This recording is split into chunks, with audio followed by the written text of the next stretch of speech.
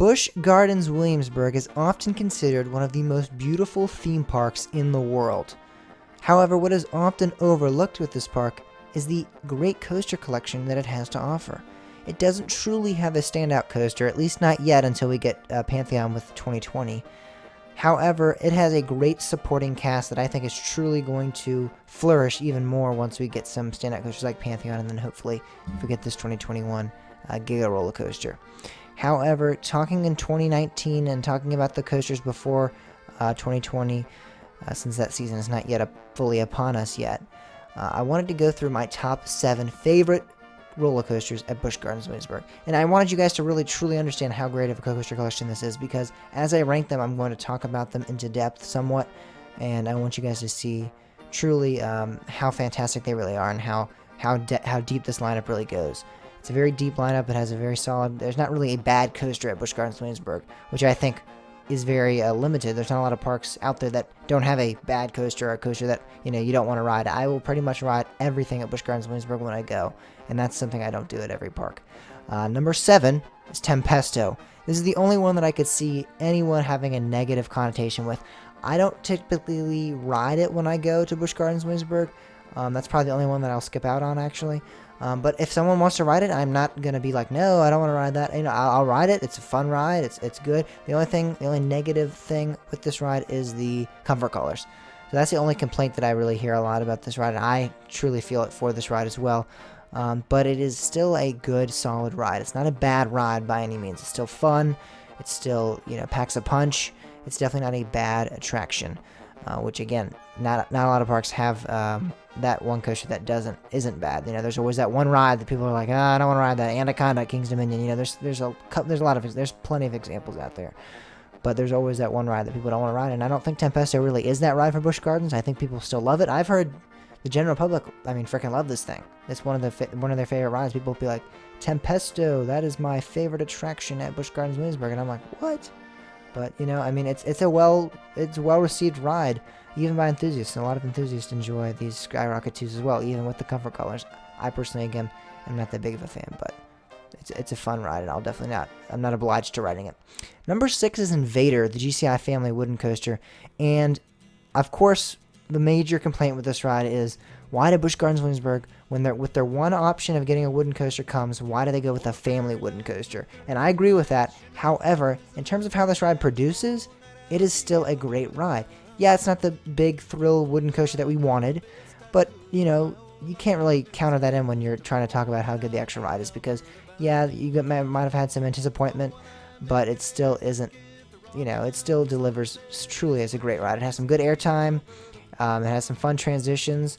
And even the first drop is pretty dang intense. I would say it's on, up there with the drops on other GCIs out there. I love that first drop. You get a really nice pop of ejector airtime off that first drop, and it's crazy. It's a really good ride, and the Millennium Flyers are awesome. The theming is awesome, and it really is a truly great ride. So when people tell you, oh, we should have gotten a bigger roller coaster at Busch Gardens, I don't know why they went with a small wooden coaster, don't factor that in when you're talking about the ride experience, because the ride experience is still pretty great. There was, again, some disappointment with this, but you cannot factor that into the ride experience, actually. So it's still a good ride, and I still enjoy it. Number 5 is Griffin. This is a B&M dive coaster, and it's a one-trick pony, yes, I will agree with that, and especially from someone that rides it quite a lot. I find it, sometimes it gets a little old. It's not a ride that I would love to re-ride. I'll ride it 3 or 4 times, but, it's not a ride that I can consistently keep going back to and keep going back to and keep going back to. I like to spread out my rides on it somewhat. It's a fun ride. It's smooth. It's a great ride. The first drop is fantastic. The inversions are fantastic. But it's the first drop. It's an Immelman. Then it's another drop and another Immelman. It's kind of the ride. So it is a bit of a one-trick pony, but I think it still produces a great ride. In no way is being a one-trick pony bad, because there's a lot. Think Top Tail Dragster is technically a one-trick pony. It just has the launch. The Top Hat, you could say, is kind of another element. But either way, that's a launch up a Top Hat. That is one, full element. If we're going to count a 90-degree drop and an Immelman, a one-trick pony, then we're going to count, Top Tail Dragster's launch and Top Hat a one-trick pony. And that still, ranks really high with a lot of people's favorite roller coasters. So I don't think being one-trick pony necessarily makes it a bad coaster. So I don't think it's a bad coaster. I think it's a very good coaster. It's just, after a while, it gets a little old. I don't know if 120 mile per hour launch will get a little old after a while. I would love to be able to find that out. And once I get to, well, I've been to Cedar Point, but once I get back to Cedar Point and can marathon top of the dragster, but riding a B&M dive coaster over and over can get a little bit old. So that's why I have it a little lower on my list than normal. A lot of people will have this in the top 3 of the coasters at Busch Gardens Williamsburg. I don't think it deserves that, but it is still a good ride. Number 4 is Loch Ness Monster. Busch Gardens Williamsburg has its Aero Looper that opened in 1978, 3 years after the park opened in 1975, and it still produces one of the best rides in the park. It's still, in the top, it's my number 4, so it's still in the top 4 best coasters at Busch Gardens Williamsburg, and there's been a lot others added since then. I love that ride. It's smooth for an aero, very smooth for an aero looper. I mean, smooth for a coaster in general, but we're talking aero loopers. It is butter smooth. The 2 vertical loops are fantastic. You get a pop of ejector on that first drop, and actually on the second drop as well. It is a great ride. It produces so well. Night rides on this thing are great. It is truly a hidden gem that a lot of people don't realize when they get to Busch Gardens Williamsburg. They don't ever think, "Ooh, is Loch Ness Monster gonna be a good ride?" No, that's never really thought about until people ride it. And then they're like, wow, that's actually a very good ride. And then you'll hear say, that's my favorite aero loop or whatever.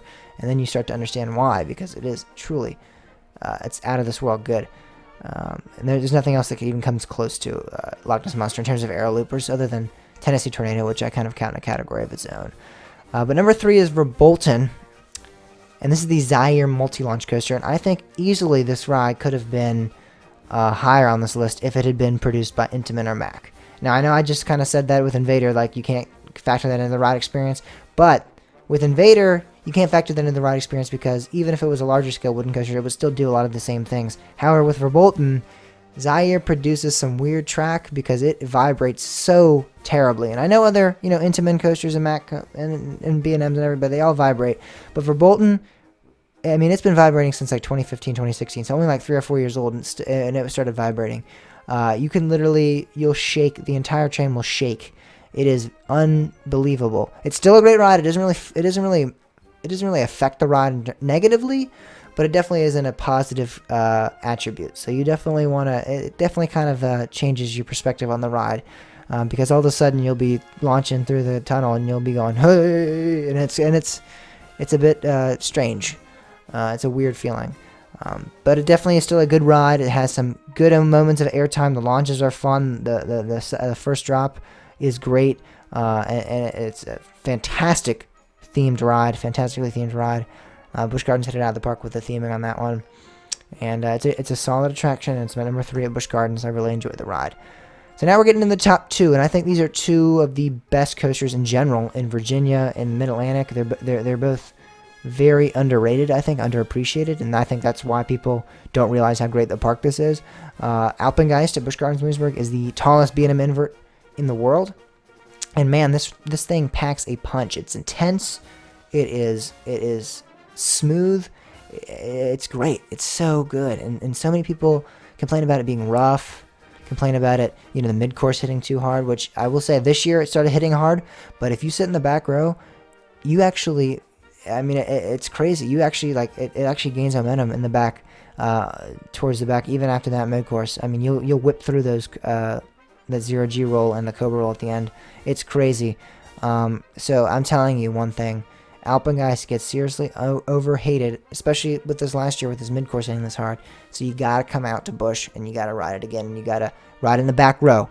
It's not for the faint of heart because it is a little, it's not rough, but it's a little shaky in the back. You might hit your head on the restraints, but it is by far one of the most intense roller coasters. I would say other than Tempest 305, it's probably the most intense roller coaster in Virginia. When you're riding it in the back row like that, you lose circulation in your legs. It's so good. I love it. And number 1 is my personal favorite coaster at Busch Gardens Williamsburg, and this is a variable. This changes a lot. I've seen some people rank this very high, some people rank it very low. A lot of you probably already know what it is because you probably narrowed it down to the only coaster that's left, and that's Apollo's Chariot. And this is the B&M Hyper that I think is overhated. I think it is a great B&M Hyper. I think it produces and some days it produces like solid ejector airtime. It's smooth. It's a long layout. It's just a great terrain layout. It's phenomenal. It's a great ride. Severely overhated. I know a lot of people will say it's not that good or not that great, and I just have to disagree. I think it is truly a great ride, and it's my favorite at Busch Gardens Williamsburg, and it's my second favorite coaster, or actually my third favorite coaster in the state of Virginia, which is we're pretty good state for roller coasters, so that's pretty high praise there. It's a great ride, and I love it. And Busch Gardens Williamsburg, truly, I mean, looking back on that, you have a premier ride, Skyrocket 2, a GCI Woody, B&M Dive Machine, you have an Aero Looper, a Zaire multi-launch, a B&M Invert, and a B&M Hyper. If you don't consider that lineup right there amazing, and I don't know what's wrong with you. And then with an Intamin launch coaster coming in 2020, I think by far it'll have the better lineup in Virginia. I think it'll be the best park in terms of roller coasters in Virginia, and I think it'll be I've already thought it was the best overall park in Virginia. But now, even with roller coasters, with Pantheon, no question. Yes, Kings Dominion has Twisted Timbers and 9305, but other than that, this park it has a great supporting lineup, and it's crazy.